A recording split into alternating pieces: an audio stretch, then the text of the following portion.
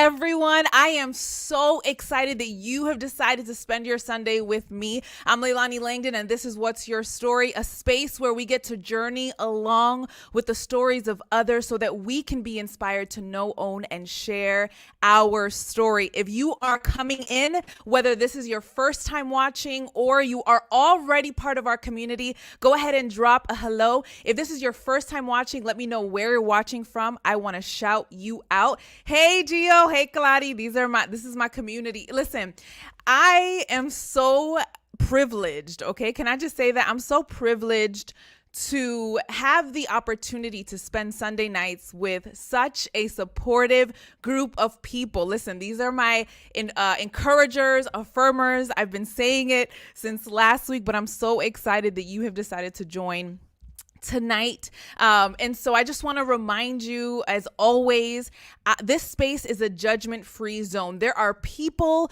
who have courageously decided to take the step towards sharing their story, and that is not easy. And so I want to remind you that the chat is a judgment-free zone. It's a space for encouraging, for affirming, for empowering the decisions of others and how they're going to share their story. So I just want to say thank you for being here. And let's just go ahead and show some love. Adrian, my hubby, is watching while he's feeding the baby. Hopefully the baby's being fed properly. But hey, Kaitana, hey Pam, so happy you guys are here. All right, so as always, we jump right in to our What's Your Story highlight. And the What's Your Story highlight is a space where we get to celebrate you, right? Where I get to celebrate how you are being inspired to know, own, and share your story. And so that happens by the conversations I'm having with you guys after the fact. That's happening from people who are being inspired and rewatching the show and saying, hey, I want to do the same, and have taken the step to share their story, or are being inspired to learn more about how to do that. And so if that's you, go ahead and send me a direct message at some point during the week, and I want to go ahead and do that. So hey, if you're a part of the community, you already know that we need to get our party hats ready, because what we do during What's Your Story highlight is celebrate the people who are sharing. So go ahead and get your emoji party hats ready. Oviri, girl, so good to see you. Yes, I'm excited to rehear their story.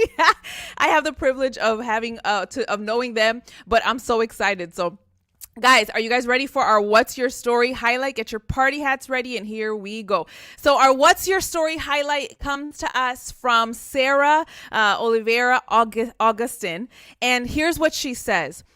Shortly after being diagnosed with postpartum depression and anxiety, my husband lost his job. I panicked.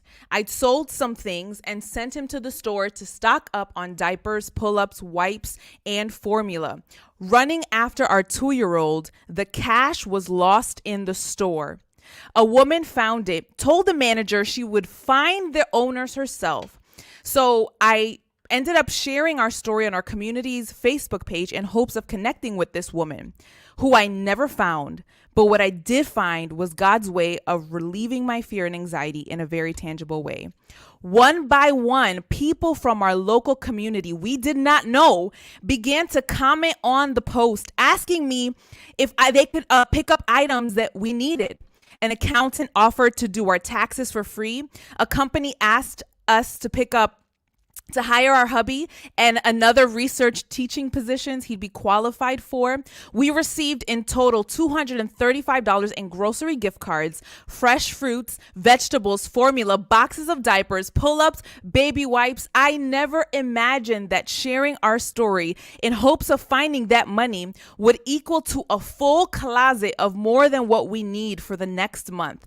And so our hearts are full of the blessings of God's provision. I tried to take matters into my own hands, but God had a plan, and my God will supply all my needs according to the riches of his, not mine, glory in Christ Jesus. Listen, I don't know about you.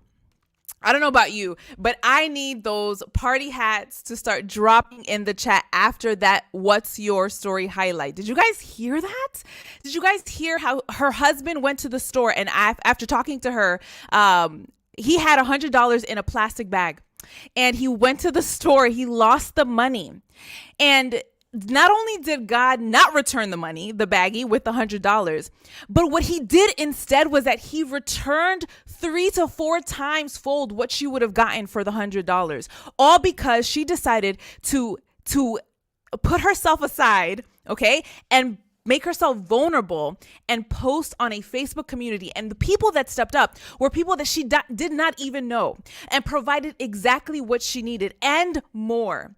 God is so good. God is so good. And I just want to remind you that if you are in need of provision today, for whatever it is, God is in control. He has exactly what you need. And so just like Sarah, I just celebrate you for your courage and your bravery in the midst of what you were experiencing, in the midst of your storm, to go ahead and share a little bit of your story. And in return, God reminded you where provision comes from.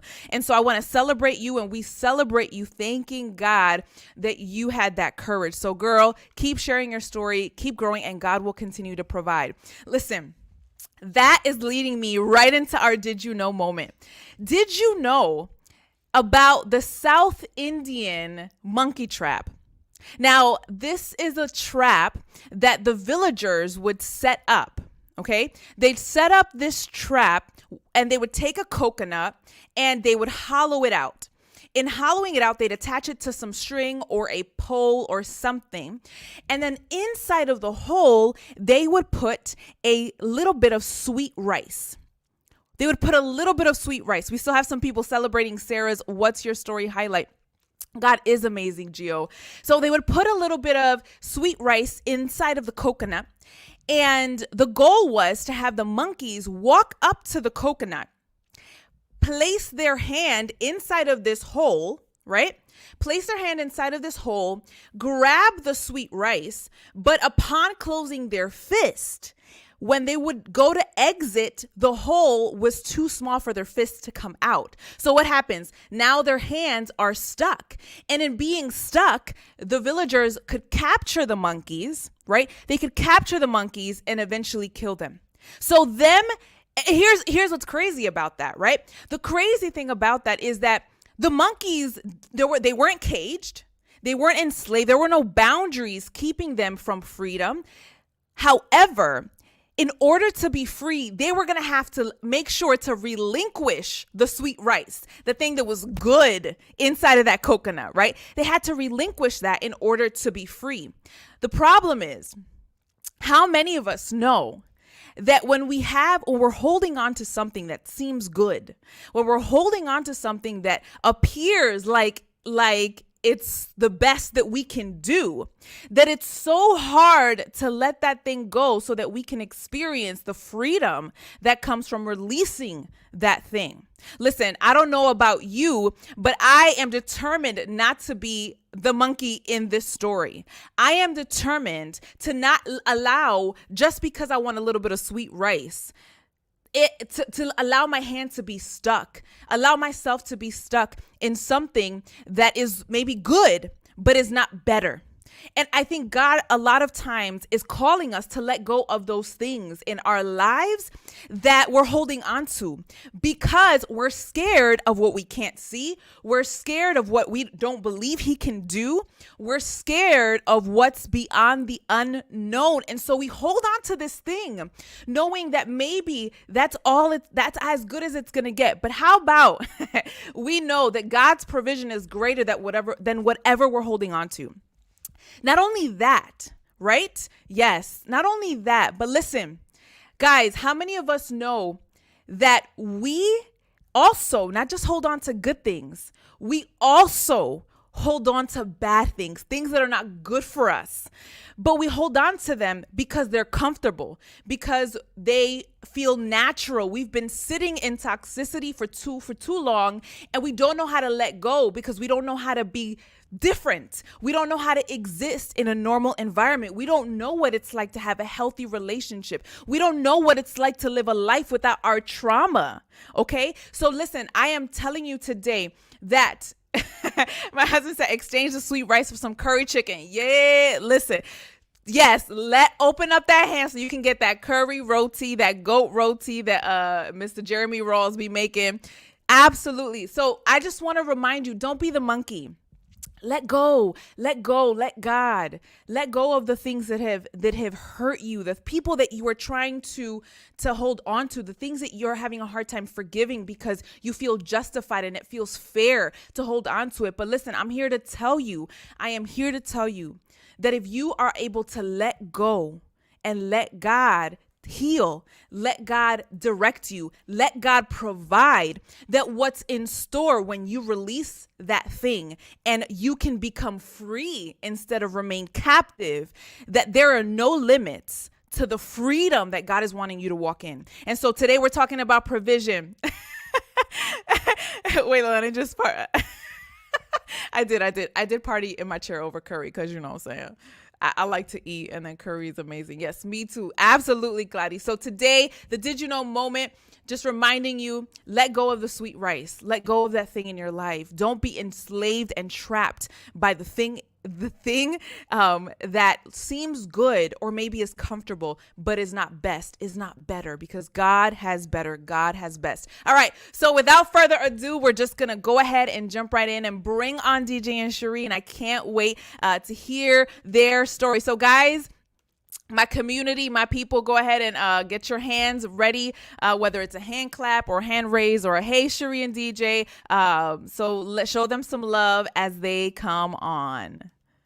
All right, DJ and Sheree. Hey, guys. Oh, my gosh. It is so good to see you guys. So good to see you guys. So for those of you who don't know, DJ and Sheree have been part of our community for some time, and then they ended up transitioning out of Illinois. Sad tears. But God has just been doing some amazing things. So I just want to share, some people kind of saying hi.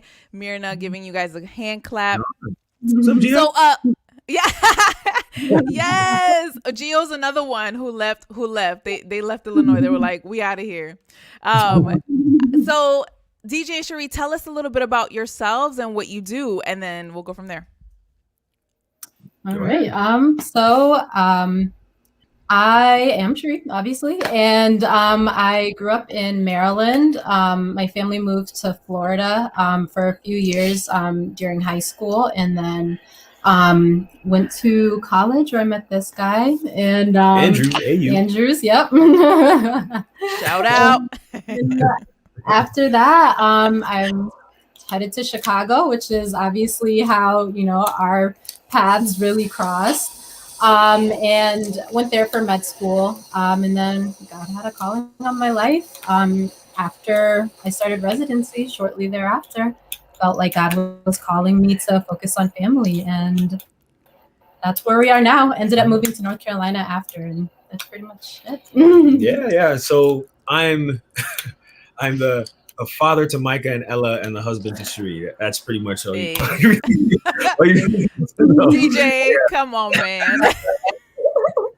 Yeah. So originally from the East Coast, Jersey area, and we met in college at Andrews University, and from there we met you guys at Andrews as well, but we really developed our relationship after Andrews at Bolingbrook. Shed a tear. I miss that place, but yeah, that's a little about me, and now just trying to do our best to really kind of stay in what God has for us right now. Yes, listen, I'm so excited. I got some hand claps, and shout out to Jersey. Yep, shout out to Jersey. No haters. We don't want any. This is a judgment-free zone, so I don't want to hear no haters in the comments about Jersey. All right.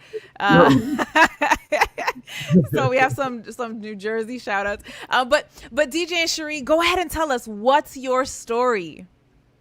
Ooh.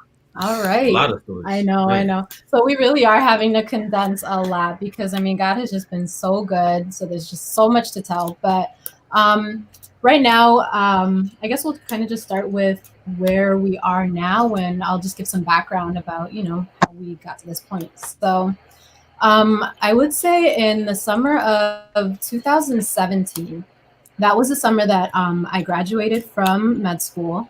It was actually a really good summer. It was a good time. I just graduated med school. I was getting ready to start residency.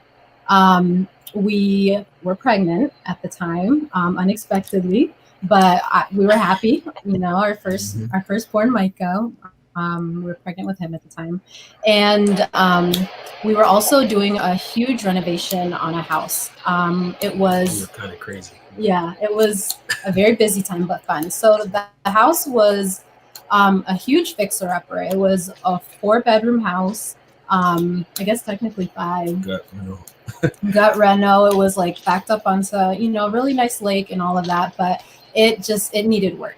So we saw the potential. We're like, all right, why don't we try this out? DJ had flipped a property back before we had gotten married.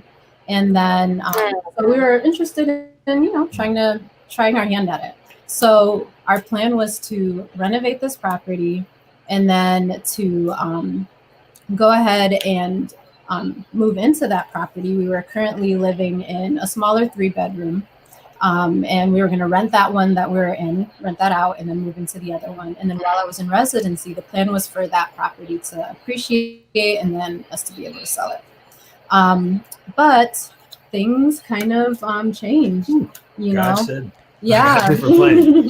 So throughout the renovation process, we were able to use a lot of, I would say, kind of just like subcontracting. We played the role of like the general contractors in that project. And we found folks online on Craigslist, Thumbtack, you name it. And we said, hey, we need this job done. How much can you do it for? And then from that point on, we kind of just,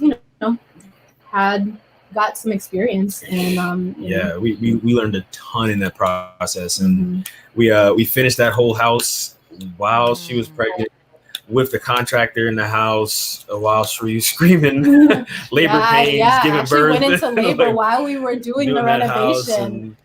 God taught us some serious skills in that time period. And little did we know at that moment, it was like our lives were about to change, because we thought, okay, we got through the reno. We're about to have this baby. Sheree's done with med school. All right, this is a level up.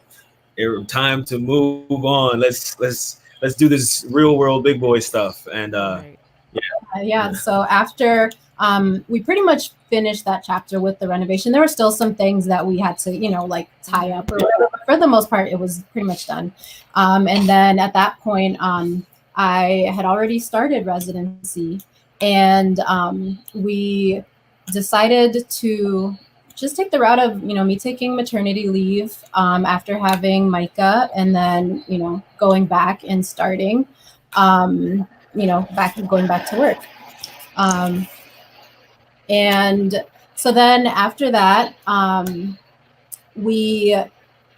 don't know what it was, but I just sort of felt that there was something that God was doing. Like I was at work and all I could do was, think about, my child being at home. It was it was tough. Yeah. And I was spending a lot of time at home, and we kind of had agreed initially that, hey, do what we have to do. I worked from home a lot and traveled to my clients, and I was going to let the job know, hey, I need to be more available. So let's just work from home. I would watch Micah. I would do whatever is necessary so that she can finish and finish her dream that she wanted. And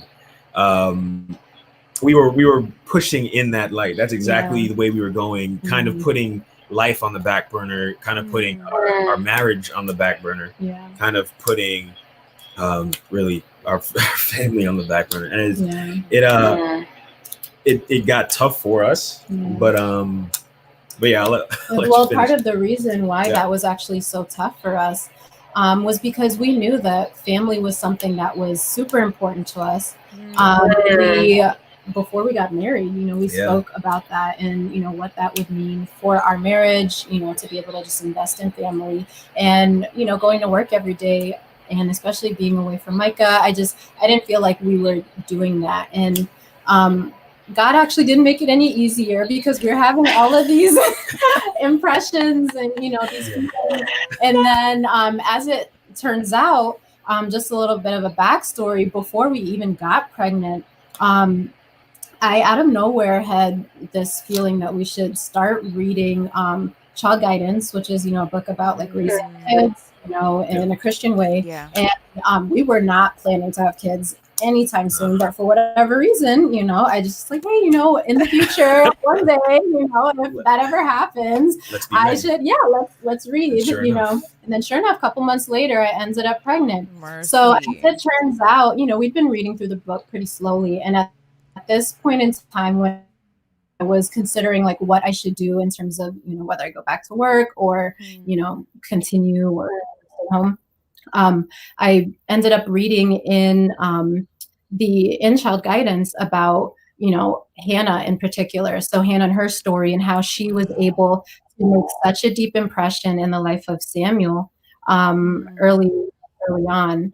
And to me, that really stuck out, and it kind of just convicted me of, what God wanted for me. And I felt that, that was where I needed to be, at home and being able to invest in my child, Yes. From a very early age. So we fasted, we prayed, we prayed, and I remember that morning, I remember specifically when I had made the decision. I had already gone back to work at this point, and it was a Tuesday morning, and as I got out of bed, so I would get up like really, really early because I had an 1.5-hour commute into the city to go to work. And so it was still dark. DJ was in bed, and I told him, I just whispered to him as I was heading out the door, like, I think today's the day. I'm going to do it. I'm going to, tell him that I'm leaving. And I was like, wait, what? Yeah. So you tell him, right. Oh, go ahead. No, I'm just saying, you're telling who? Can you clarify? Who are you telling and what are you telling? Okay, so I was going to tell my program director, and I also had to tell the head of the graduate medical education. I had to tell also my chief resident. So there are 3 folks that I had to tell that day that I had made the decision. I'm going to, take a step back. Leave medicine. Yep. So that day, I whispered to DJ as I was headed out the door, like, I think today's the day. And I remember he told me, he said, are you sure you don't want to pray some more? I'm like, we've been fasting and praying about this for like this point. Just a little more prayer. Okay. Yeah. So I feel like the lesson in that I learned retrospectively was that there's a time for prayer, but then there's also a time for action. Yeah. And that's the word. Yeah. Mm-hmm. And so as it turns out, that day, that was the only day. I was on a busy rotation. It was hepatology, and hepatology is like the branch of medicine where you focus on the liver. And as you can imagine, in Chicago, there's a lot of people with sick livers. So we were always busy. And as it turns out, on that day that I decided to go ahead and tell them that, I'm stepping back, that was the day that my attending physician was like, you know what, guys, it looks like we ended rounds early today. We got everything done. So why don't you guys just, enjoy the rest of the morning and just meet back for lunch lecture at the time he said that was 11:30. So I had between the time of 11:30 a.m. till 12 noon to meet with those 3 people that I had said. Oh my gosh. So, Yep. Yeah. So then I, went. And I was like, God, if this is what you want me to do, then you will allow all 3 of those people I need to talk to be in their office and available to talk. Sure enough, all 3 of them were sitting right there in their office, ready and available to talk. And I got those conversations within that 30 minutes, ready for, the next lunch lecture. So to me, that was just further confirmation that this is, where God really wanted me to be. Yeah. So after that, pretty much, the next few months they were awesome. I enjoyed, my role as a mom, and those early months, how precious those are. But they're also a little bit, mundane, but, enjoyable. But then after that, that's when we had some troubles with our renter. I don't know if you know. Yeah. So that was the beginning of my faith journey. Mercy. Talk about it. Through my life, I've been very calculated in all the moves I make. In regards to investments, in regards to finance, in regards to anything, I really just analyze and plan what my next few years look like. So her salary initially was integral in the plan, Yeah, in for us regards to be able to to do Right. that. 2 incomes. yes, and how to be in being financially free when we wanted to be, and kind of not worrying about certain things. And we had a dream to say, God, once we get to this point, we've established ourselves this far, then we'll be able to focus on family. Then we'll truly be able to do where we want to minister. And it felt like we prayed that prayer, and we said, God, there's a difference between making your plans and asking God to bless them, and Yes. and saying, you know what, instead of our plans, God, do you really? And I think Different. it's a completely different situation, and I think it takes a different level. And I think God was showing us that let's push your plans aside a little bit, and let me take the lead. So it that point, we're now with one salary and 2 homes. It was working just fine because that one salary was was good, and the income was good. Right. But then our renter decided to literally disappear. We literally went to the house one day. It was It's like when I empty. empty. We went to the house one day. It was completely empty. We had ended You're up joking. rent. Yes, Yeah. we looked at it was October, and we looked, and there was no rent. And I was like, what is going on? And in November came, I'm like, you know what? Let me go buy this house. I went by the house. Done. No one's there. The house is empty. And I start asking people around, and man, it was like they said, cops were at the house and some things happened, and she just disappeared, like just straight up disappeared. Stop. So straight. So at that moment, I'm looking at like Sheree, and I'm like, we asked God to take us through this process, and we said, God, you brought us here, God. You said step away. You told Sheree step away. You told us to you brought God into our life. And the funny thing is, Micah's name means who is like God. And him coming into the world began a process that really allowed us to see who God was. And at this time, we hated God. At this time, we didn't like what was going on. But it was a tough time because Micah also had a lot of health issues when he was born. So he's in the NICU for a while.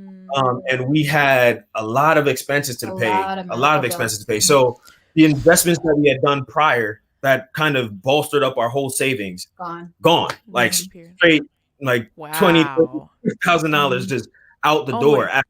Just writing checks, and it was done. It was just gone.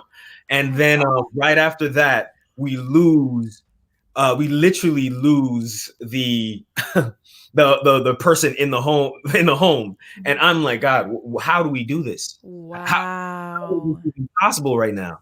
And we get to a point in December where I turn and I look at the bank account, and knowing who I am, and I plan everything out. Provision is in my mind like, hey, my job is to provide for my family. This is what you placed me here for.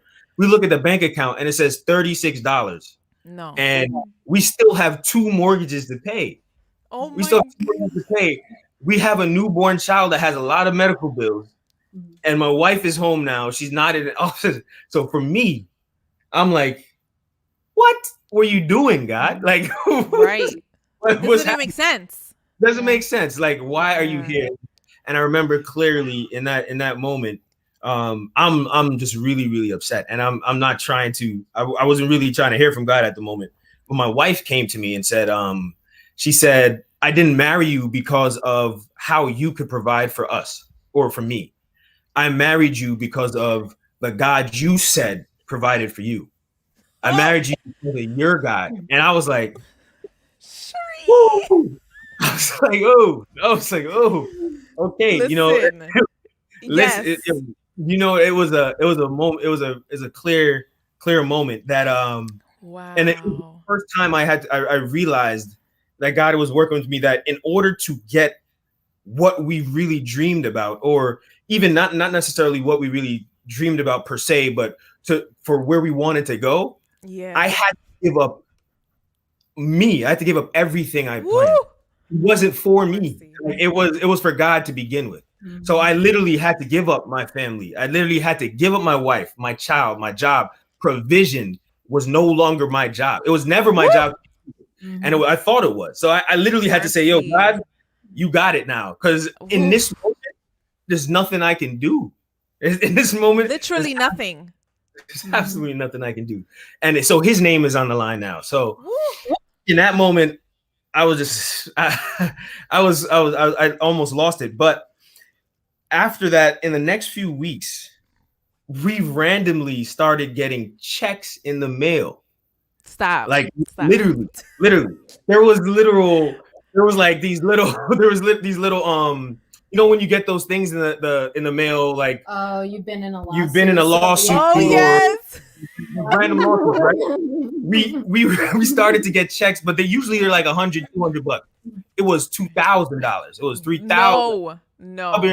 It was covering the months that we needed. It literally began to say, like, what is going on? How is this money really coming in? And he changed the game right there. And wow, kind of began to show us that it's not the job that provided for you to begin with. It wasn't the stuff you done to provide for you. And it was a game changer. We ended up realizing that you know, in spite of all of that, I think the wisest decision for us at that point was to go ahead and sell the house. You know, that we had just renovated months before. Like we weren't even in that year.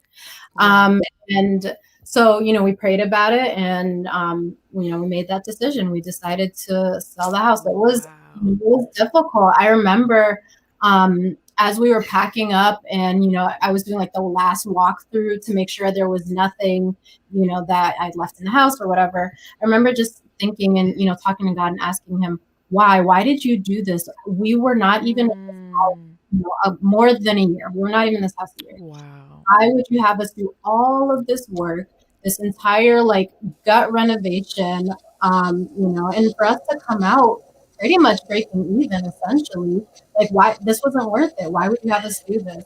And moving back into the house that our renter left. And from there, you know, we prayed about things. And at that point we realized, you know, with DJ working from home and the flexibility that he had in his job, and then with, you know, obviously me being home, we started praying about our next steps. And I don't think we have enough time to tell the story of how God led us to North Carolina, but then eventually, you know, in the months to follow, we ended up, you know, making that move to North Carolina. Yeah, and that was a big story in and of itself. House selling in the first 2 hours, $20K over asking, and then coming down here and some, you know, a federal case over the home and not being able to get the money that we literally sold the house for, and then all of a sudden getting the money and no one else did, and all kinds of craziness. And we realized that, okay, North Carolina is where we need to be, right? Oh my God. Let's skip about 10 times that God did something and taught us some lessons, and we get to today, right? We get to today where we are. And it was like, let me tell you this. So we start looking for a home now. We've been renting since we came down here for about 2 years now. And we said, you know, let's figure it out a little bit, get to know where we want to be, and then let's go into the process of buying a home. So we begin to pray about, okay, is this the time to buy a home? I'm not sure if it is, but maybe it is. And a few things we asked for. We said, you know, if it is the time, let's, when we speak to our landlord, he'll give us month to month with no extra payments. Whenever we want to, we can leave. So when we spoke to him, that's what he said. He said, oh, yeah, whatever you need, whenever you're ready to go, just let me know, but you can pay month to month, no extra fees. I was like, all right, God, maybe that's it. So we prayed and we fasted over it, and we started pushing. We started looking for homes. We went out looking for these homes, and every single home we looked at sold in like the first 2-3 hours, just like 2-3 literal hours, days, just gone. Every single home, home after home after home after home after home, weeks and weeks, and we're searching, and we're like, yo, God, really, is this really what you wanted us to do? So we stop again and we pray again, and we're like, God, is this really where you have us? And he said, yes, keep pushing. We kept pushing, and then we stopped because we were like, this doesn't make sense. What are we doing? Right. And we decide to say, you know what, let's go, you know, look at land. Maybe there's opportunities there. Maybe this is what God wants us to do. Right. and we go looking at different land areas, and nothing hits. Then we go to this one community, and we find a piece of land, and we're like, wow, this is an amazing community, but there's no way we could live here. This is a beautiful area. It's not even possible. Like the way the budget's set, I don't know if that's possible, right? So Right. we're going into this community, and Sheree falls in love, and I'm like, babe, let's close our eyes and leave this place because it's not possible.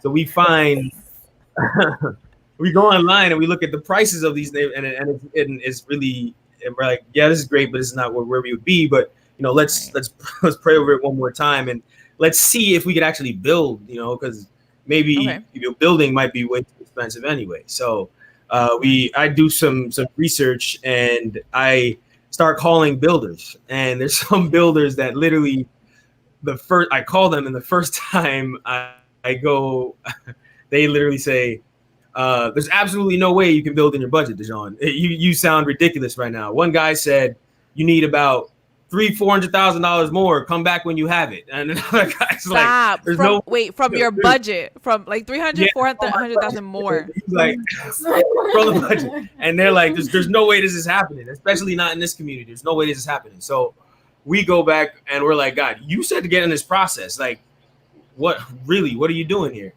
And then we decide to actually stop. And the night we decide to stop, we go to pray or whatever, and I can't fall asleep. Sheree does, and she goes to bed.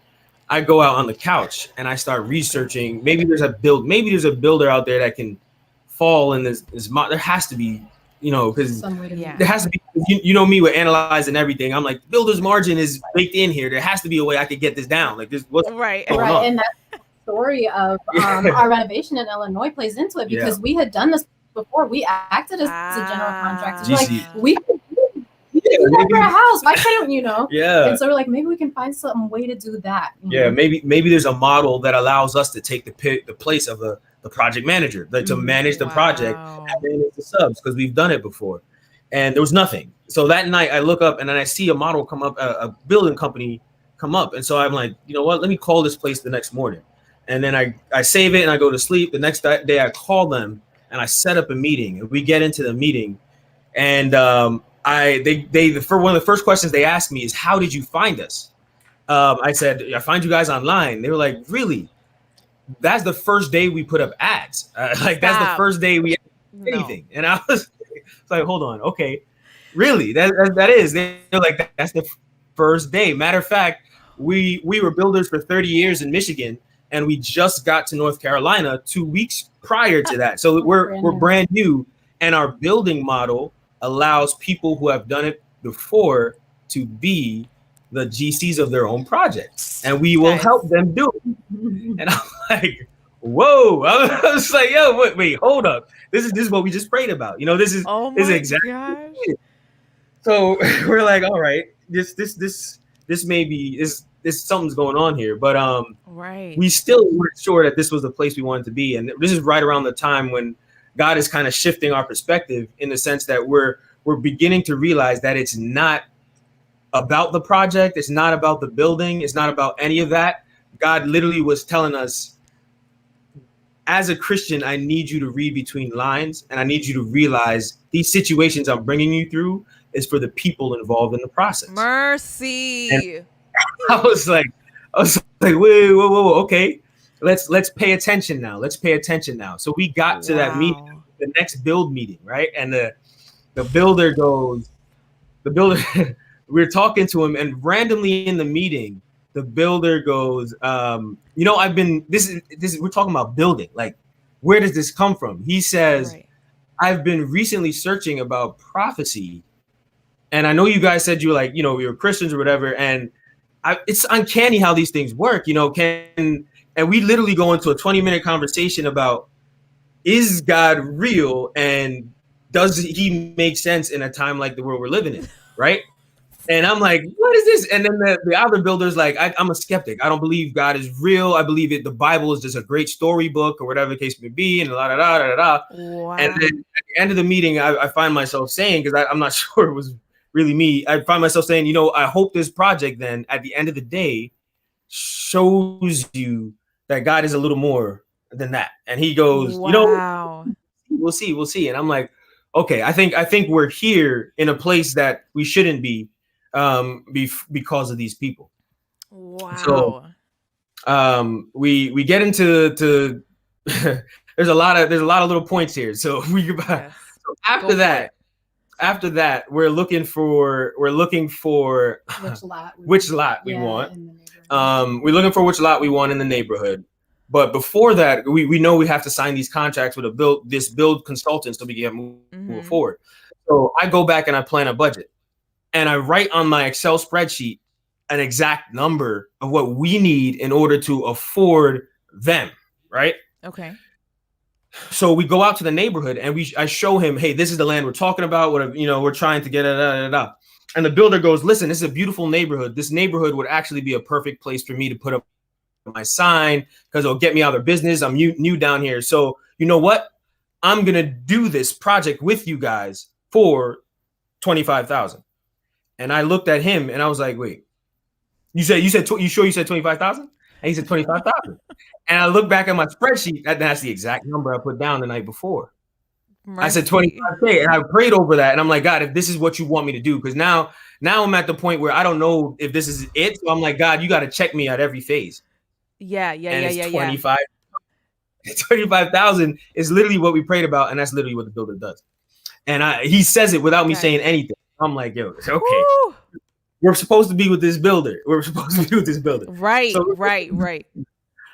Next, we go to look at land. And literally, the land we went to look for is originally listed at $89,900, right? Okay. What I write down and what we pray about as a family is $45,000, no more than 50, right? Which right? is like considerably less. Almost half, right? So we said 45,000, no more than 50. 50 max. Like we're not going any over that. So we go and we go to put in an offer, right? We go to put in an offer, and we get to this lady. Her name is Kathy, and she says, "So what do you want to put the offer in at?" And we say, we say 45,000. And a serious face. I'm trying to be like, I'm trying to be super serious, right? And he she says, you realize what the property was really originally listed at, right? You realize that. And I said yes, but that 45 is what we got, so that's what we're putting out there. And she said they just brought the property price down to 69,000. So maybe they'll come down to in the middle, but 45, even 50 is never going to happen. But at least this will get the conversation started. So I'm like, okay, let's get the conversation started.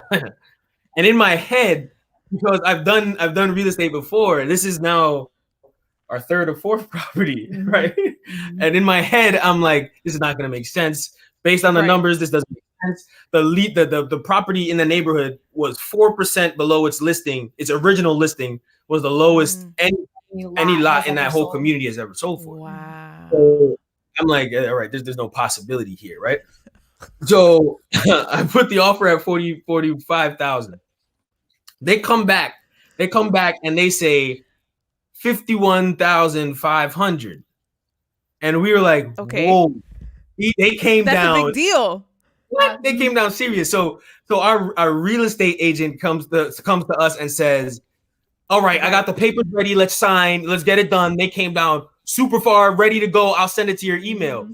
So real confident. And in my head, I'm like, whoa. Okay, this is great. This is great. So I called Sheree. And I can't. This is too much. I called Sheree, and Sheree says, what did we pray about? I said 45,000 max 50. And she says, it's 51,500, 50,000. And I said, no. I was like, oh man. All right. I know where this is going. So Sheree.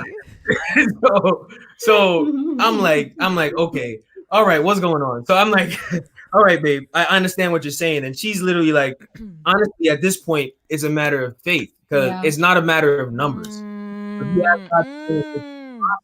Like, yeah. So if you could say, no, yeah. So for me, it was more about knowing. It was more like a proving God kind of thing. Adrian, Pastor, but it was more like a proving God kind of thing. You know, like this project was so much bigger than us, and I knew that as we went through the project, there was bound to be, you know, things that come up, things that test our faith, things where we may doubt. So I had to know that, you know, this is really where God wants us. So for me, that was like my question to God, like, is this really it? So I can know for sure this is where, you know, he wants no us. No doubt. Yeah. So I was like, man, but she's right. She's right. And she was like, if this is not for us, we just move on. Like at the end of the day, we just move on. So Kathy, when she's really excited. So I'm like, I don't know if I want to go back to her, but I'm like, so I go back to Kathy. And I'm like, so I go back to Kathy. I'm like, Kathy, they did great. They did great, but we want to go back at 50. And Kathy said, do you realize these people came off their asking from their original asking almost $40,000, and from their second listing they're down $20,000. You guys got to meet them somewhere. Like, you got to do something. And I said, Kathy, logically, you're right. I literally, I feel you. I feel you right now. I honestly feel you at this moment. But 51,500 is not what we prayed about. So we need to go back at 50 max. So she pretty much says, she literally says after that, you know, if you don't get this, that's fine. There's other lots out there that can get, you know, that will be in the budget, that are, you know, they're half the size, they'll be in that budget. So don't worry. And I go, oh, I put my head down, I pray about it, and I'm like, God, you know, you've looked like a fool many times for us, so I'm looking like a fool right now, but that's okay. So your name is on the line. Your name is on the line. So Kathy's not expecting anything because she sends it to their listing agent. Their listing agent says, "There's no way they're going to accept this. They've not sold any of their lots under 84,000. But if you know, I'll still put it in front of them. I'll still put it in front of them." He puts it in front of them. And before I get an answer back, I call Kathy and I was like, wait. Another part of our prayer was we wanted a 60-day close. And she's like, there's no way you have any room to negotiate right now. Like, what are you doing? There's no way you ever. But I'm like, Kathy, you know, just put it there, please. Just please. You bold. Oh, we put it there, and they come back and they say, no problem, 50,000. 60-day close. That's fine. My! Like, right. 50,000 60-day close. That's fine. And I look at Sheree. I'm like, man, this is what?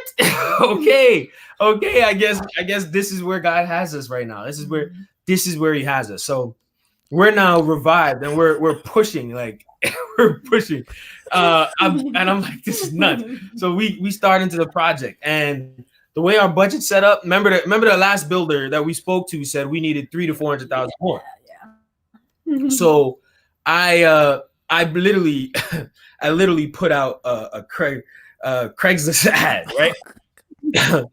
It's literally I put out a Craigslist ad similar to what we had done before, And as I'm doing this process, just to take a step back, we realized that another reason we realized that the process was for the people was right after that weekend on the end of a Sabbath, she called us and she started asking us about prayer, about church, and about faith. Wow. I think I need to go back to church. I what is it talking about? And she starts to having a conversation, and I'm like, whoa, okay. Kathy? I think, yes, Kathy. Yeah, so I'm like, so each one of these situations, I'm like, whoa. Well, I think God has a reason for all of it. It's not for us. Like this house is not for us. The process is not for us. Nothing is for us. It literally is God. These people got to be laughing. My goodness. Adrian got me dying. But process literally is not for us. So wow. So after that, I start putting out the ads and kind of managing the project a similar way we did when we were in Illinois, right? And I put some budgets out there, not knowing the industry. Like I'm not a builder, right? So I don't know what the current going rates are for anything. Like right, for a framer, for an electrician. Not, I don't know what any of this. So I just take the literal budget I have, and I don't know why I didn't at this time. I usually typically do a deep dive research into what things should be called, but at that moment I knew my budget's my budget. This is all I got. So I put a list out there looking for licensed, insured subcontractors with references, and I put out the price points for each aspect of the build. And the first message I get back is a guy that literally a list of profanities, and then he put LOLOL. I got to see this. There's absolutely no way you're getting any of this, guy. Good luck. That's what he says. Literally trolling. That was his message. Oh my gosh. He took the time to message us, email us about that, and I was like, oh, okay, whatever. But I went to sleep on that. The next morning, we had a list of subs and subcontractors at every one of those prices. Wow. All licensed, all with references at prices that don't make sense to the industry. Like we're getting framers at, just to give a reference, we're getting framers at 18,000, where the industry is at 35 to 45,000. Oh my goodness! It was like literally just knock it up. So I bring this to the builder, and he literally goes, "There's no way you're getting these prices on. I need to verify each one." So he takes one, he calls them, and then after each one, he calls me back and he goes, oh, "These guys are actually good. They're licensed." Wow. Where'd you find that? And I said, I put up an ad. I literally prayed and put up an ad. And I told him, I said, I'm going to work like it depends on me, but I'm going to pray like it depends on God. Whoa. And through, right? I was like, right now, God is coming through. And he was like, well, whatever you're doing, keep doing it. Like, whatever you're doing, keep praying, whatever you're doing. And every single sub just checks. They just check off the box, and they stand up to his test.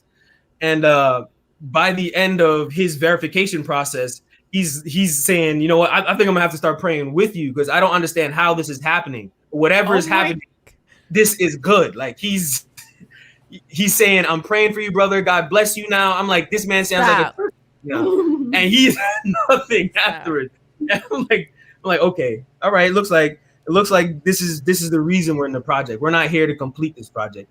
We're literally in this project for this guy. We're literally in this project.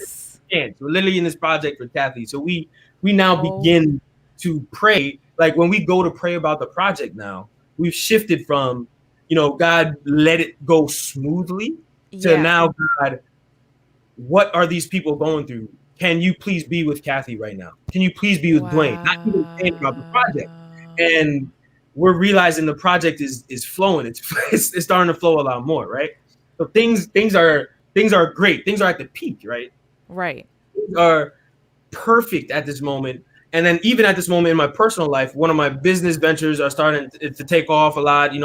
Press release, investments, and stuff is great. So I'm like, wow, God's blessing. He's blessing the process. He's really blessing the process. And at that time, I tried a little trendy thing that I saw online. I started furniture flipping for fun on the side on the weekends, right? And in like 2 or 3 weeks, I was able to make $1,500 and then $2,000 and $3,000. I'm like, wow, this is quick. And then I made a joke to Sheree, and I was like, babe, what if God is giving me this furniture flipping gig and he's making my business and stuff go off because I'm about to get laid off? And then she goes, stop playing, stop joking, right? Right now, joking. Like stop the jokes. Because the bank literally approved based on the job, right? So she's like, no, there's no way.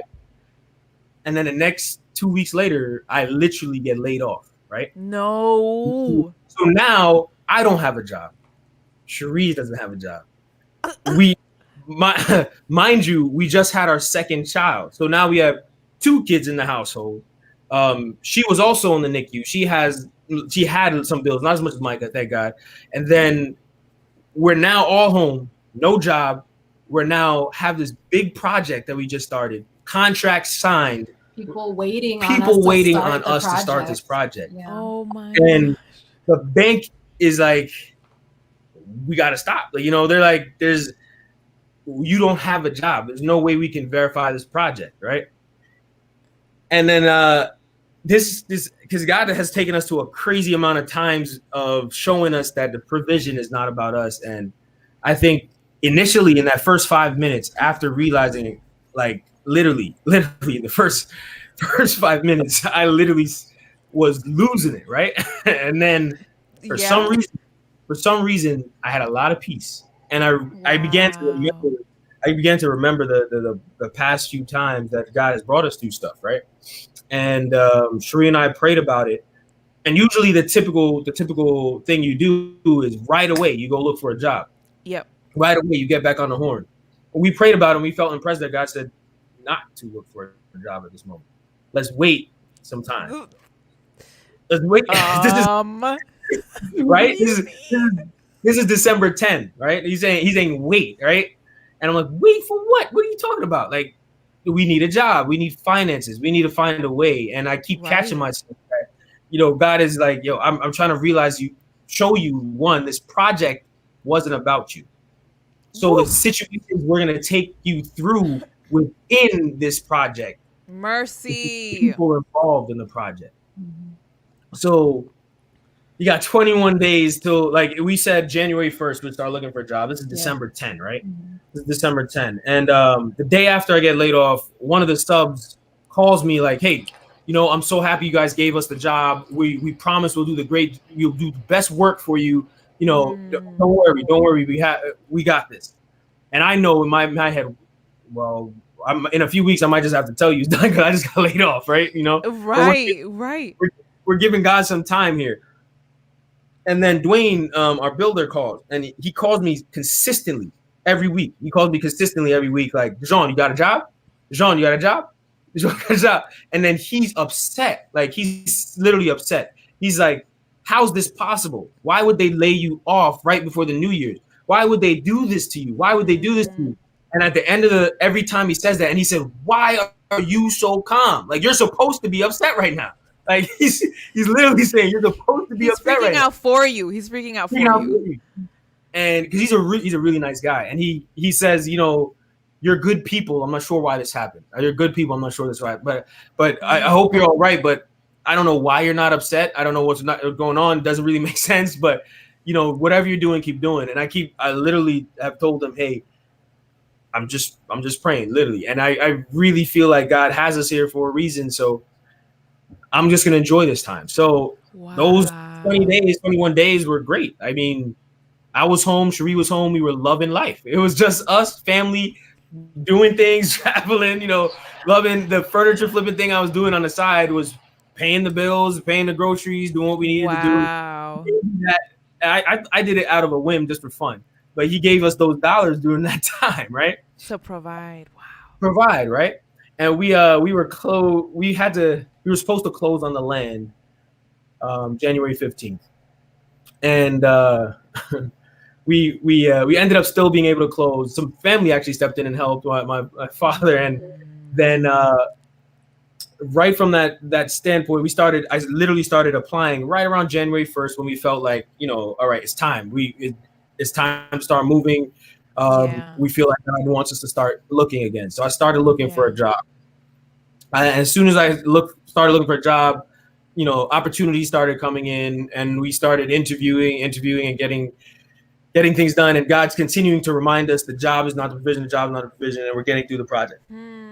So the latest thing that has happened in that project is I went back to analyze what's going on, because our builder in February said to us, early March, said to us, hey, you know what, Dejan, you might have to go back and get requalified, because now, so I got another job early in March. So March, I got blessed with another job, a lot better job, financially a lot better, right? So I go back to look at the numbers, and the builder's saying, Dejan, you're probably gonna have to get requalified for a lot higher amount. And I'm saying, what are you talking about? He literally says, so since this is a new model in North Carolina, banks are requiring you to get qualified at what the house would appraise for, right? So we're building the house at almost, because we're going to be the GCs, the house is going to be built at almost $100,000 to $150,000 under market. So that builder's margin, we'd assume in equity because we're taking that space. Got it. Right. So when we got approved for the amount that we could afford because we knew that was what we're going to build a home. There's no way we could get approved at that higher amount. Yeah. And so I'm like, wait, hold on. So I go back and look at the previous job I had, and I look at what we were getting paid at that point in time. And at that point in time, we were praying to God, like, you need to finish this project right now. Like, you need to finish it because it's your project. You brought us here for a reason. Right. And I go back and I do the numbers, and I realize that previous job, we wouldn't qualify for that second phase of approval, right? And then I look at the numbers for our the current job qualifies for that next phase of approval. And if we didn't lose the job at the time we lost the job, we would never have been able to finish the project. Anyway. If we kept that job, the project anyway. He literally said, yo, I need to get rid of this job. I need to move it out the way. I need to teach you a lesson here. And here's another job that now qualifies. Now sit back and let me finish the project. So my goodness. In the early stages, when we were praying about if this is what God wants us to do, God actually brought the verse to us. I think it was Hebrews 3:4. I mean, we were just, worship one day. One day. And early in the project, right before I got laid off, right before it. Yeah. Yeah. And then the verse that God brought to us was, I believe it's Hebrews 3:4 that says, every house has its builder, but God is the builder of everything. We're like, wow, how amazing is that? How relevant. And that's exactly what God is doing. And that's literally exactly what God is doing. So and for us, like our whole overarching dream and goal for our family has been ministry around family. Like we had this big goal for what we have is the planted, our ministry that we want to do in the future that we still believe God can do. That's a lot bigger than us.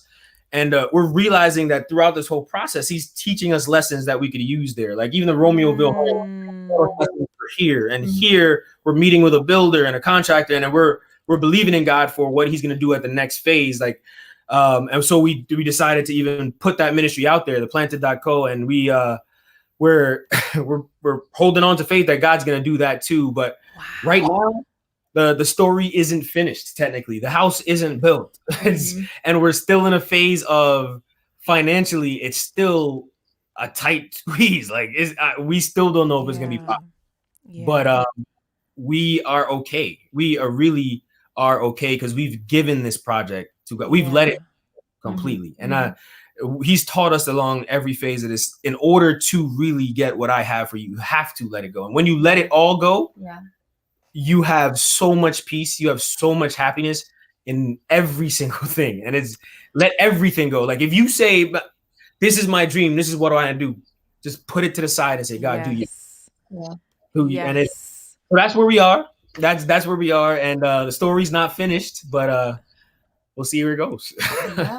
But here's what you do know is that your story is in God's hands. And that has been nothing but evident in this story. So I have a question for you guys. And I always forget to ask this, but if you have a question for the Browns, drop it in the comments and we'll take some time to answer it. But tell me this, how can you share your story? And I always ask this question, but I'm going to shift it a little today. You guys are literally still in the middle of walking on water. Okay. Like you have stepped out of the boat. You are walking on water towards Jesus. And it's like, you lose this job, you get, this next provision comes, how do you get to a place where you share, with confidence and with kind of just this peace, right? There's just something about it. Tell us, how do you do that in hopes of helping someone else be able to share their story of faith? Man, I literally feel like God's humbled us. He's slapped us onto the ground a lot of times. And my wife and I pray. We pray a hard prayer. We literally pray all the time. God, move us out of the way of the blessing you have for us. Move us, move the plans we have, move everything we have. And what we've realized throughout these processes is literally we got humbled so much, we realized that we can't do anything anyway. Yeah, It's exactly.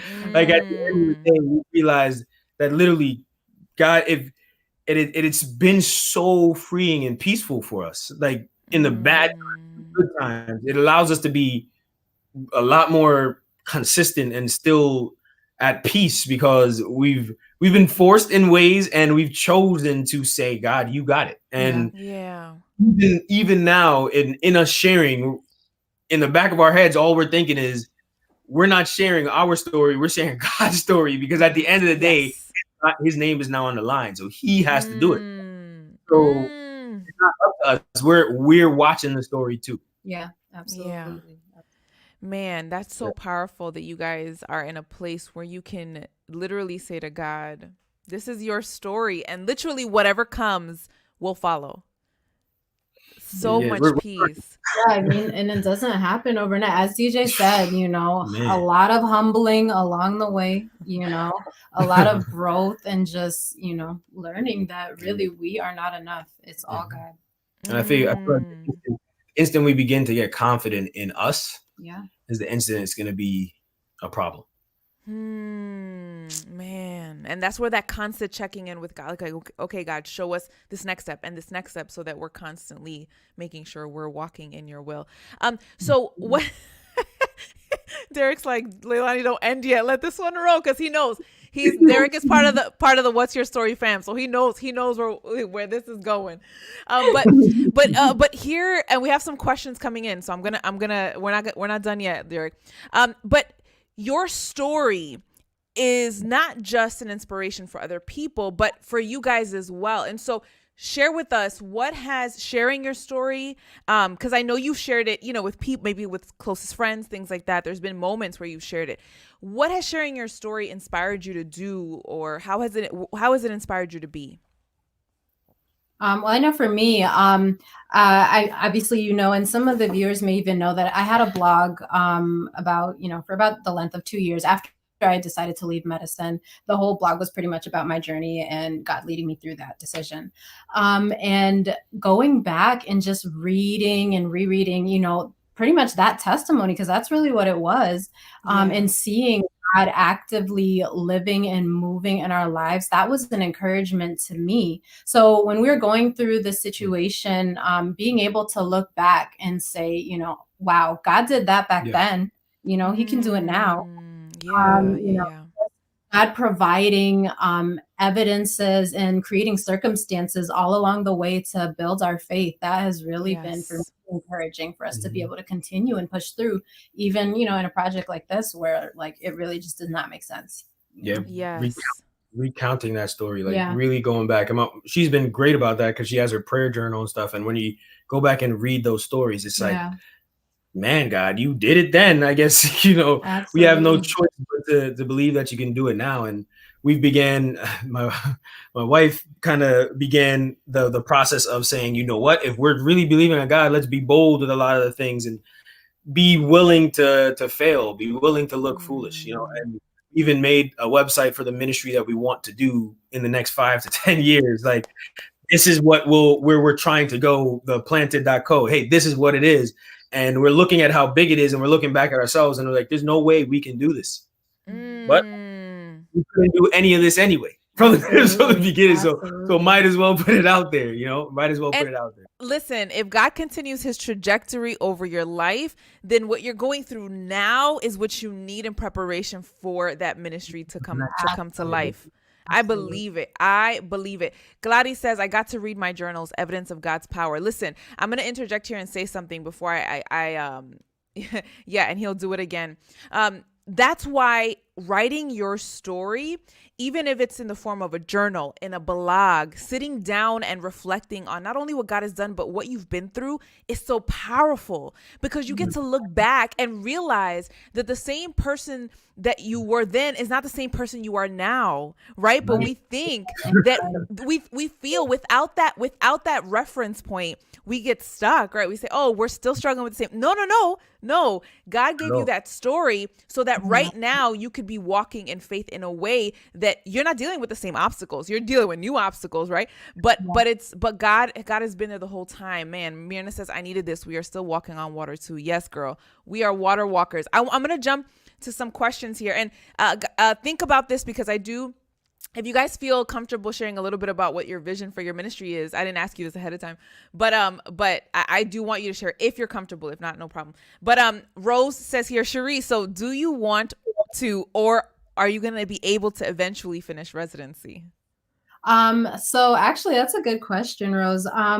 So when I decided to leave, I spoke to the head of the residency program, and he told me at that point in time, if you ever want to come back, the door is open, even if it's years from now, you can. But and I was grateful, at the time for that. I think most residency programs, if you tell them you're leaving, that's pretty much it for you, So for them to do that was awesome. But more and more, I am beginning to see that I think God is taking my life, our lives in a different direction. And I'm becoming more at peace with the idea of not going back, prior to that. My identity was wrapped up in, that my career, and now my identity is, who God has made me to be, and so I'm happy to just follow his path, where it goes. That's a whole nother story sharing, like the things that we wrap our identities in instead of taking the identity of Christ and allowing him to kind of lead us. Mercy. Kyla asks, when you say God impressed me to, what does that feel like or look like? Is it just a feeling? Is it an audible voice? What is that for you? You want to take that or me? We'll both take it. Okay, go ahead. You go ahead. Yeah. So for me, there's I'm glad you say that, because that's literally over the last year or two.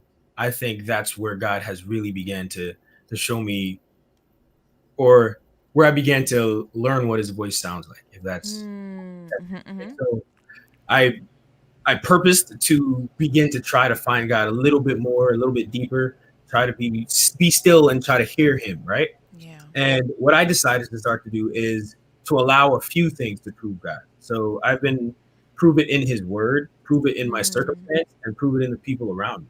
So a lot of these situations, if we we're looking to build, literally to build, we would go for worship the next morning, and the worship thought is on building, or the worship thought is on that Hebrews verse, that Hebrews verse, like we just finished about it. God's leading there, and then after that we'll be talking to someone, and someone would say, maybe you should start building, or something like that, or we share it with family, and typically people or family we know will typically say, no, there's no way you should do this.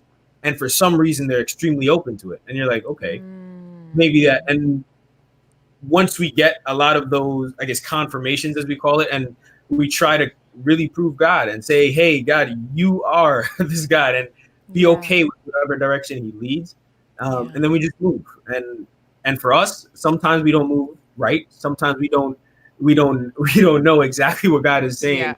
But I do believe at the end of the day, sometimes he course corrects for us and helps us through the process. If you know what I mean. But that's where we've been in that process. And what I realized is typically God doesn't yell or speak loud. He's usually very quiet. Like he's usually talking to you when you're in your worship in the morning. For us, definitely, he's usually when you're reading between the lines and dealing with the people around you, when you're speaking with people, he's impressing on your heart and things. So for us, that's what God has sounded like and looked like. Yeah. And then after, we get, whether it's in the word or, through a person, that confirmation, I know for me, and I think also for you personally, we're not afraid to ask God, okay, is this really what you mean? If it is what you mean, then X, Y, and Z. So in that story that I shared about making this decision to, step away, my prayer that day was, God, if you really want me to step away from medicine, then you'll create the time and the space for me to have these conversations, with these folks that I need to speak to.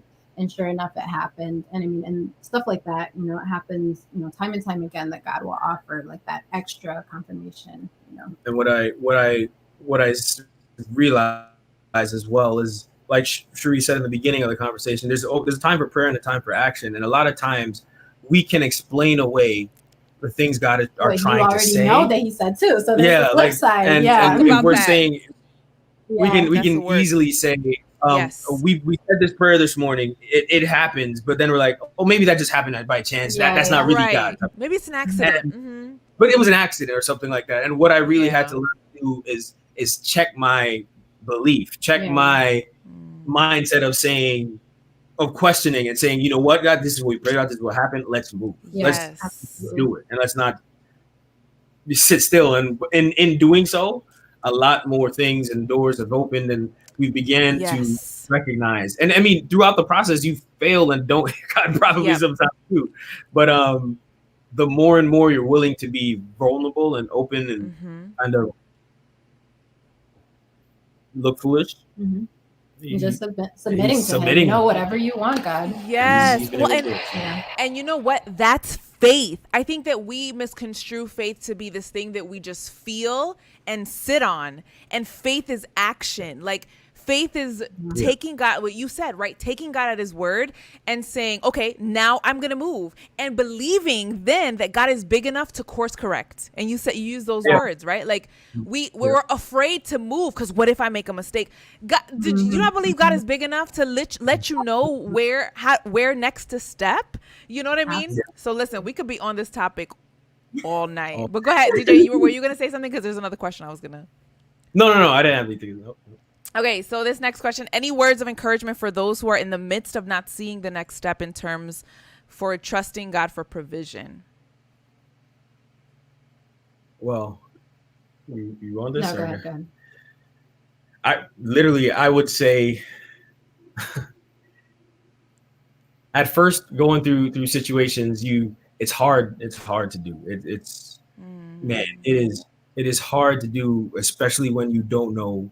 You need it now. You need it now, but you don't know what's happening next. But what I began to hold on to, and every time when I'm ready for God's provision, is God is a father too, and He wants so much more for us than we want for ourselves. And at the end of the day, our plans, our provision, our children, or all of that, God wants for us. He wants that 10 times more, and I begin to sit in his love, so to speak, knowing that he will provide in his time. And my ultimate goal is not for me necessarily to be provided for, but for God's will to be done. And he came through. So I would encourage you to say, just repeat to yourself, keep telling yourself, God, you got it. God, you can do this. And try to be okay with that. Try to truly be okay with that. It's very, very hard, and it's hard to give, I guess, a specific encouragement, but I do know God is going to come through. At the end of the day, if this is where God has you, he got you. You'll be just fine. Absolutely. And interestingly enough, for me, I have found a lot of encouragement lately. I've been finding a lot of encouragement in like the stories of the Old Testament. Just reading like those old Bible stories of like God did this and he moved the mountains and parted Red Seas and stopped the sun in the sky. Like God did it back then, he can do it now. He can. Yes. This question from Derek: in this journey, has there been a situation where one of you believed and the other didn't, and how did you get through it? Oh yeah, that situation with the house early on. I was like, what are you about to do? I don't know what's going on here. I need to see it happen. And my wife was like, we need to believe on God because he's got it. There was another situation where I was a little skeptical again, where we just moved down here. We just sold the house. This is part of the story we weren't able to tell. But this specific situation was big for me because it was another pivotal moment in my mindset is we sold this house and we had a good amount of dollars that we were supposed to use on the next purchase. And literally, we can't make these things up, man. We can't make these things up. But there was a federal investigation into the title company. Oh my that gosh. Closing, that the title company that did the closing on this house, and the $50,000 that we had made on this property, she said they could not release because it's under investigation, and there's no way to get our money back. And that would be she couldn't guarantee when we would get it. Mm-hmm. And she said none of our other clients did. And we prayed about it. And I was like, I don't know what's going on here. My wife is like, let's pray, let's get up, let's eat dinner, and let's live life. God's got it. And in my head, I questioned that. But I thank God that he showed me, because literally the next day in that project, the lady called.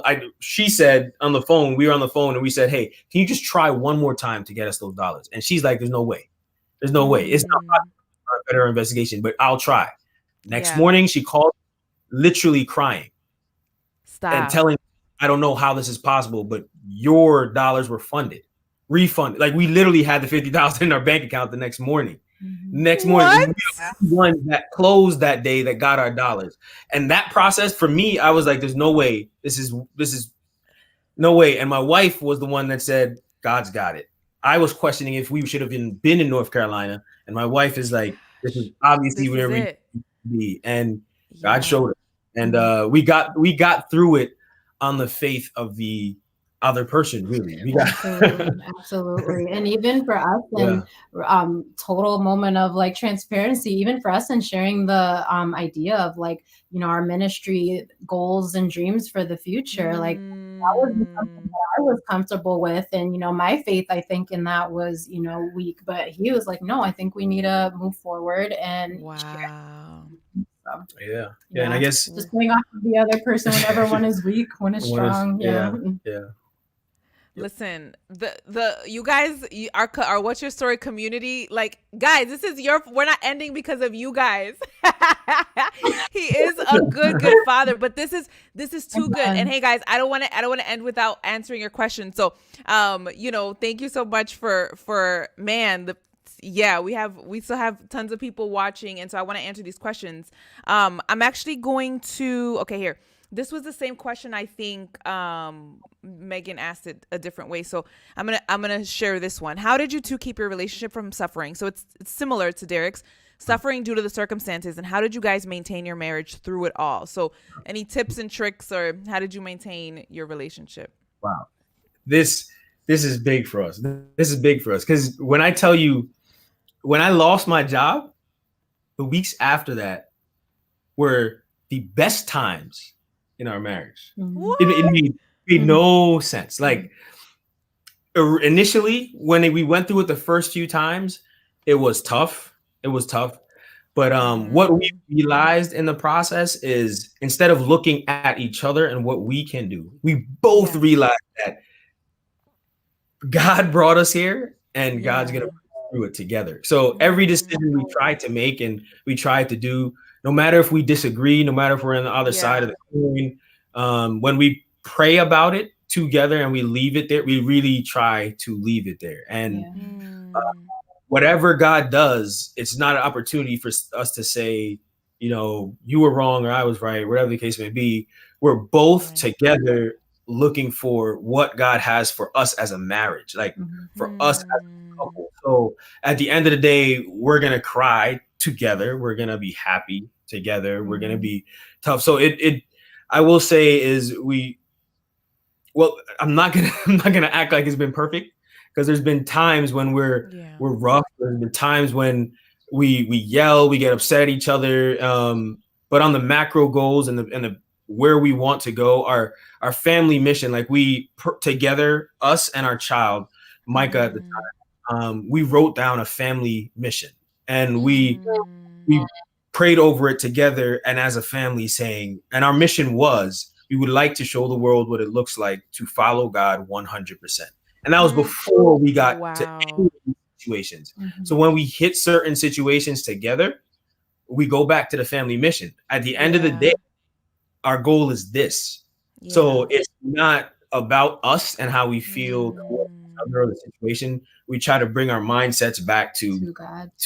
Yeah. And he's literally brought us through. Like life was tough exteriorly to most people looking in. You lost your job, have a family, you don't have a, how is this even possible that you guys are, you're going to the zoo together, you're going out to eat together, you're happy, you're dating, you're loving, you know. You know, but it's like, it's just great stuff. It just became amazing. And man, that's really that's really how we did it, that family mission. Yeah. Yes, man. Adrian says God put you together to do something you couldn't do separately, and that keeps you aligned. Absolutely. Family mission. I received that. I want to, there's one more question, and then it's, nope, not that one. Adrian asks, Sheree, do you think your blog is part of the reason why you guys are able to tell your story so well?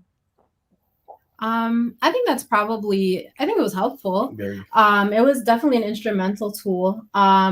Definitely having to, you know, tell that story, and just, I think there's that initial, I guess, hump that you have to get over when you're deciding that you're going to start sharing your story. And so I guess that kind of broke down that initial wall, you know, to be able to say, well, you know, I've done it before in this format, you know, I think, you know, God willing, as long as he helps me, I can do it again, you know? So, I think that's been definitely instrumental. And then, you know, DJ, he's honestly a very good storyteller. So I think, you know, that's a gift to him. So I think that makes it a little easier as well. Awesome.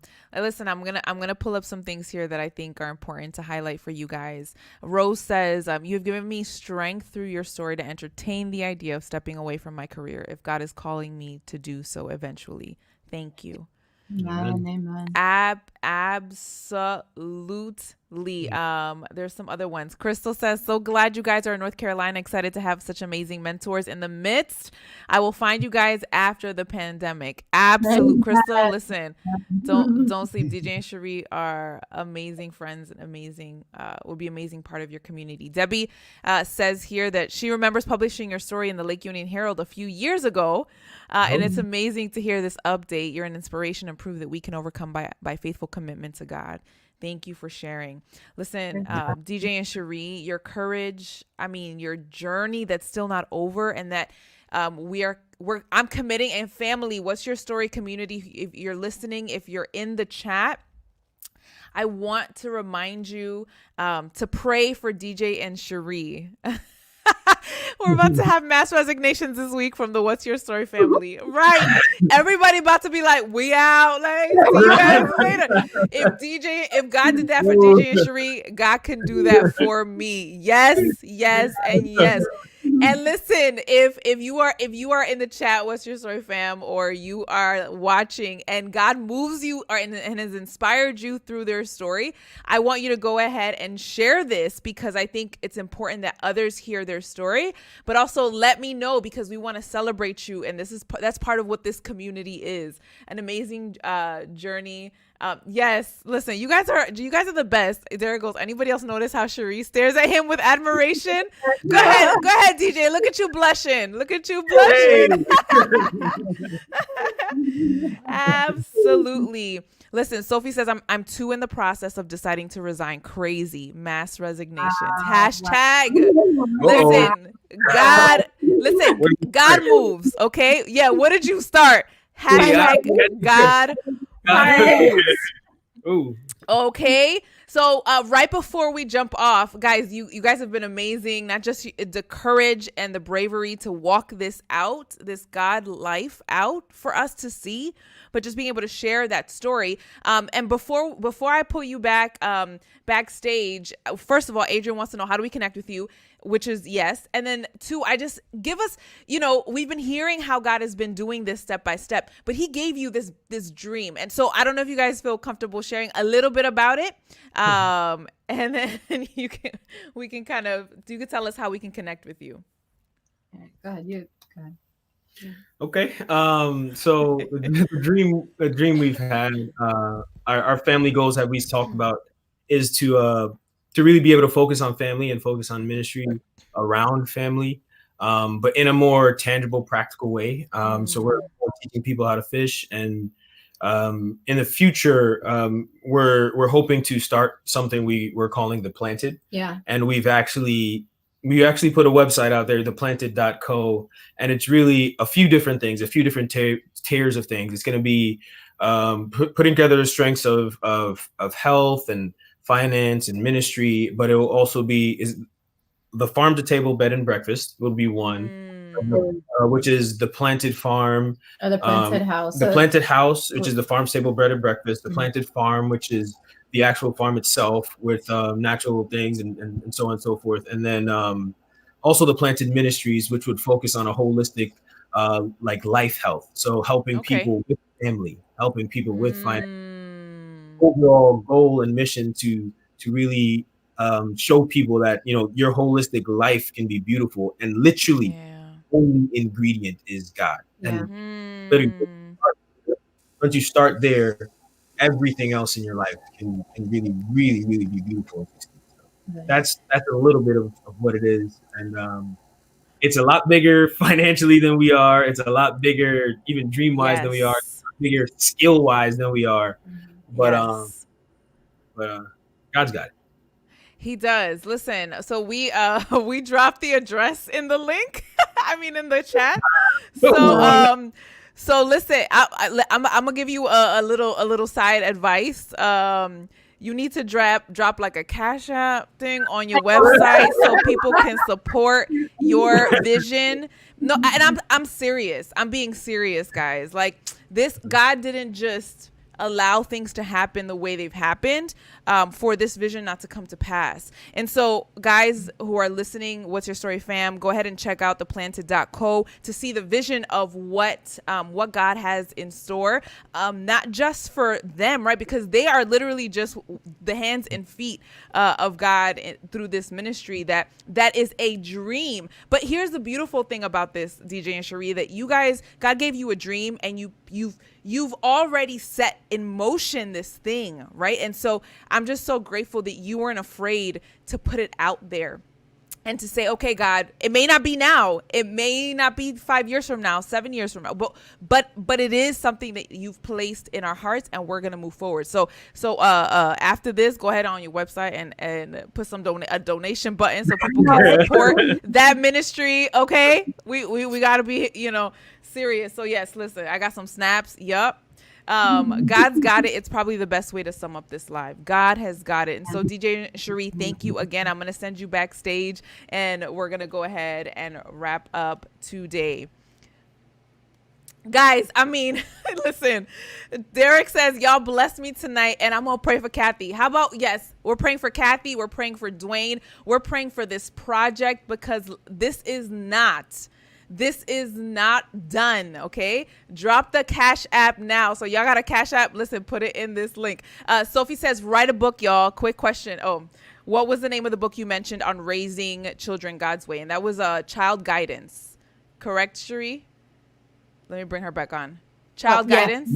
Yeah. Child Guidance by Ellen White. By Ellen White. All right. So Child Guidance. We'll put it in. Grandma and Grandpa. Oh, Grandma and Grandpa. Hi, Grandma and Grandpa. Support your ministry with all our hearts. So I'm so grateful that they're here. Absolutely. Guys, listen, it's what we were talking about. Adrian joked about it, but it's true. Leave the sweet rice for the curry goat. Okay. You gotta let go of what you think and let go of control so that God can bring you to the fullness of what he's called you and your life to be. So never forget that. Thank you so much. If you were inspired, don't forget to share and subscribe to What's Your Story on YouTube, but share this story because there's somebody who needs to hear it. And if you were inspired and moved to do something, learn something, share your own story, send me a message because we want to celebrate you together. All right. What's Your Story, fam? Thank you so much for coming tonight, and we will see you next week.